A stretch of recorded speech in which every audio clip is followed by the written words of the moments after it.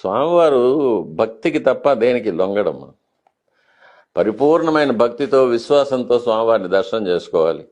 నాకు అధికారం ఉంది, నేను డబ్బులు ఖర్చు పెట్టగలను, పెద్ద టికెట్లు కొనుక్కోగలను, స్వామివారి దగ్గర అరగంట నిలబడగలను, ఒక గంట నిలబడగలను, నాకు అధికారులంతా నాకు ఊడిగం చేస్తారు, సేవలు చేస్తారు అనే ఒక భావంతో వెళితే స్వామివారి దగ్గర స్వామివారి అనుగ్రహం దొరకదు.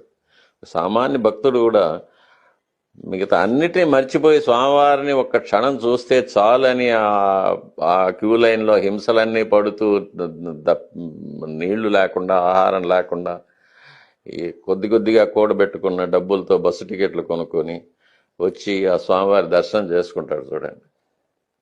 అటువంటి భక్తుడికే స్వామివారి యొక్క అనుగ్రహం ఎక్కువ ఉంటుంది.